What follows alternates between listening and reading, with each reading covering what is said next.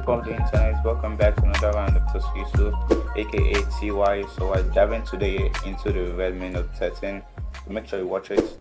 So this phone was released around late last year, September. It's made by a company called Xiaomi. I've been using this phone for the past 3 weeks, which is really great. And I think you should buy it. So let's go to the unboxing.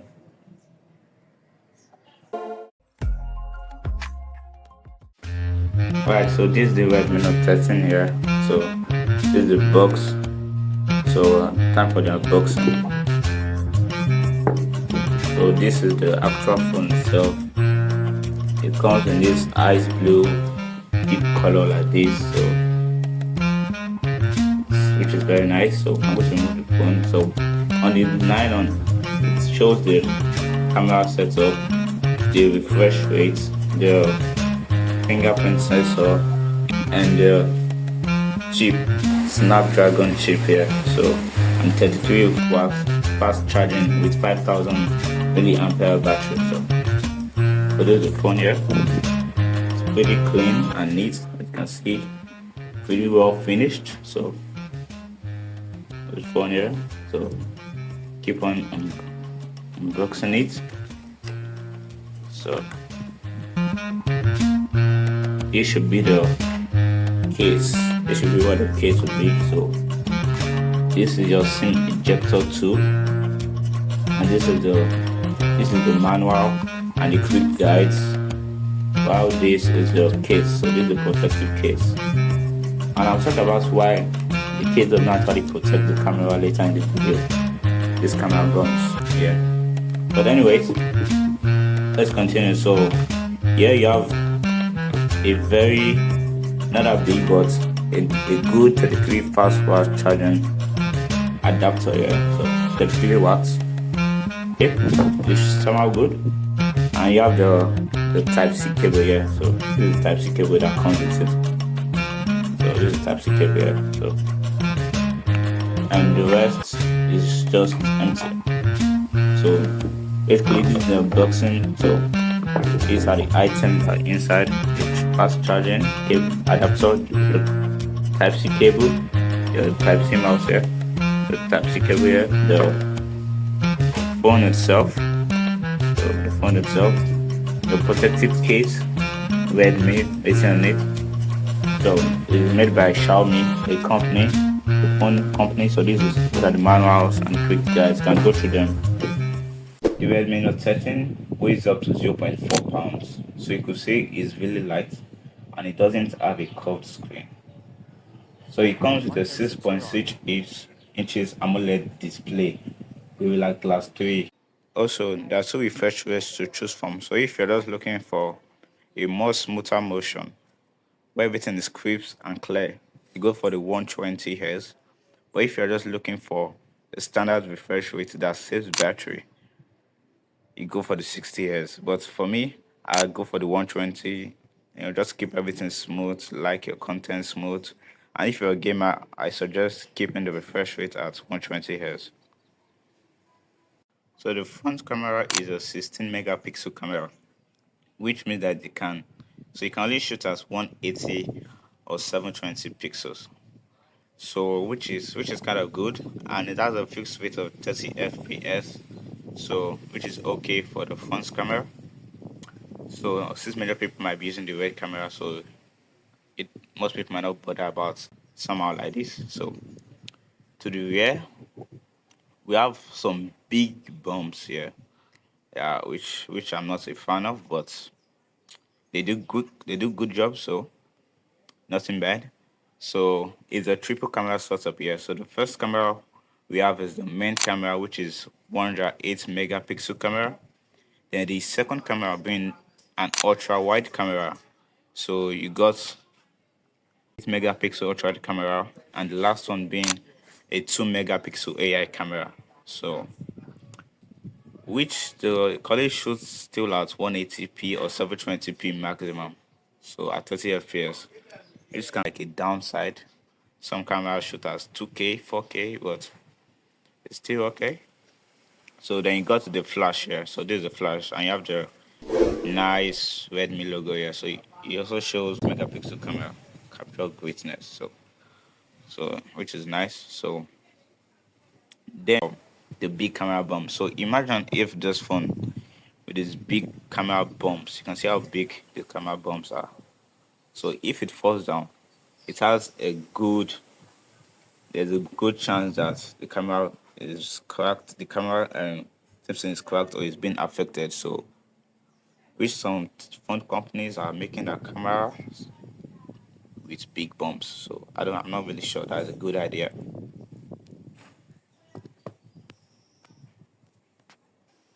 So these are the details in the camera. This is so you have the main 108 megapixel camera here that can go up to 3x zoom. So yeah, can go up to 3x zoom. So you have the video next. So this can go up to a maximum of 6 times zoom. So which is nice. Then you have the photo mode. You have the photo mode. You have portrait, and you have more. So in this more section, you have the night. You have the documents, you have the panorama, you have the short video, you have the time lapse, you have the slow motion, and you have pro for those who are photographers or who want to specialize in taking some nice photography, nice photographs. Sorry, so that is quite good. So in photo mode, it got a maximum digital zoom of 10x zoom. So you can see 10x zoom, so I can see things very bold and detailed here. So it got a maximum zoom of 10x zoom. So another cool stuff you can check out. So it has a beautify option, so I can decide which on maybe if I want different tabs. So the pro mode, it has the autofocus, the shutter speed, the ISO, the amount of light, so things like that. So that's it. So this phone, yeah, comes with a peak brightness of 1800 nits.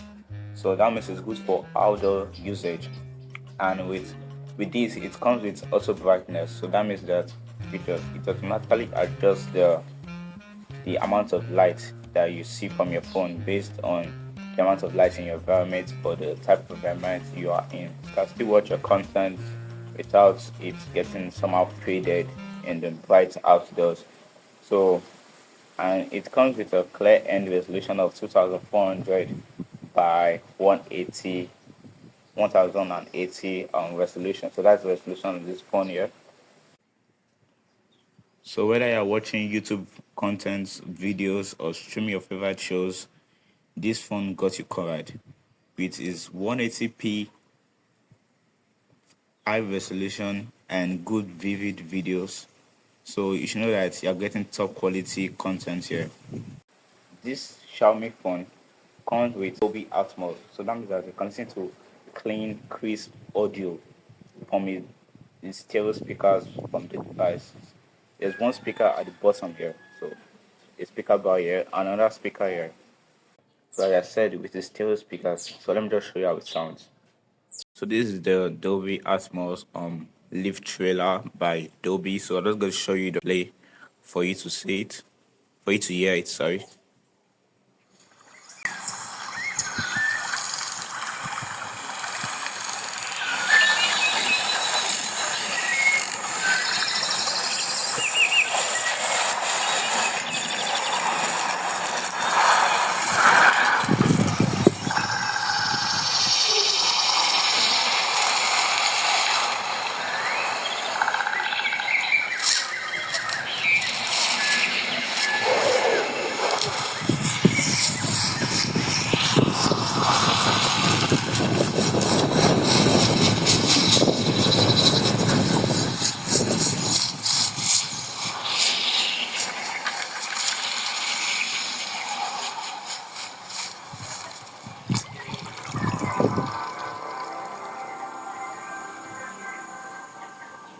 So to activate Dolby Atmos on this device, which supports Dolby Atmos, so you scroll over to this button here that's the symbol of Dolby Atmos.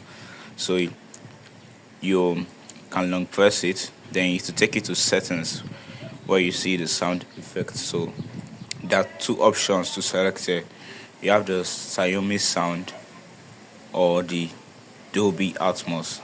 So you click on the Dolby Atmos to select Dolby Atmos, then you can change the graphics whichever one you want. So you can see here there's custom, there's rock. So it automatically changes in this section here. So there is classical. So you have a lot of different options on which to choose from. But I go with custom for now. So just to keep things simple.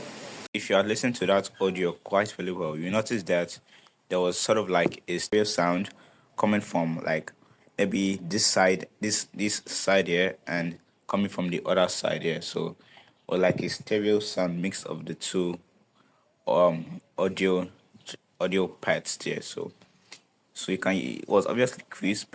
So it was like you could pretty yeah it's nice.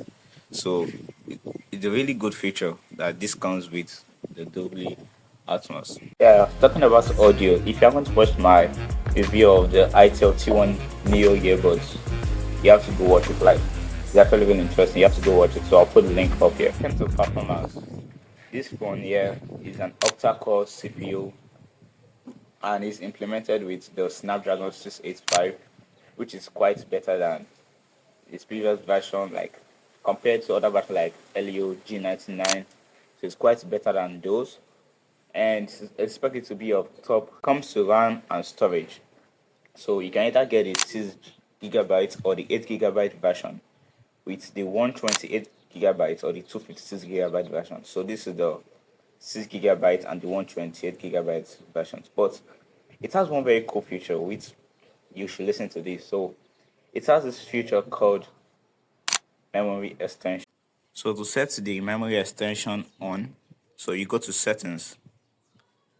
Then when you go to settings, you search for extension. So you should see it appear on top of your screen. So click on it. Then you can select of 2 gigabytes, 4 gigabytes, 6 gig or 6 gigabytes. So you can create additional RAM by occupying space. So how this works is that it switch or it swaps your storage for RAM.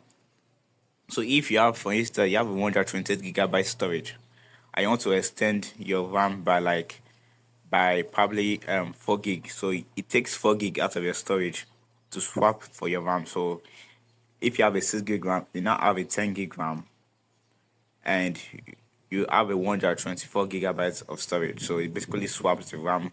It basically swaps the storage for the RAM. So which is pretty cool. But it only allows it if you have enough storage on your device. So if you don't have enough storage, it won't. You can see it won't allow. So to once you click on it, you just have to restart your device and good to go. So the game I'll be testing out today is Call of Duty. So it's a pretty popular game that most people play. So right now I'm about to show you the Call of Duty 4. So notice that when you on the game, it shows this game turbo boosted successfully. So it has this app or built-in app called the turbo. So basically, it's trying to say that you can boost your performance in the game by cleaning up the memory, free up storage, and monitor performance. So and the other things like do not disturb, screenshots, you have the record, settings, cast, and Wi-Fi. So right now I'm just going to reduce the volume. So I can click on boost. So you can see the FPS just literally ranked up, just pitched up so much. You can see before it was 31 frames per second, but now it has boomed up to 57. So remember, so if I gamer, I recommend to keep that settings like that, just boost. But remember that this will probably cause drainage of power or your phone might get a little bit warm. So let me just show you. I'll be showing the gameplay. So this is the gameplay. So let us take a good look. So basically like so.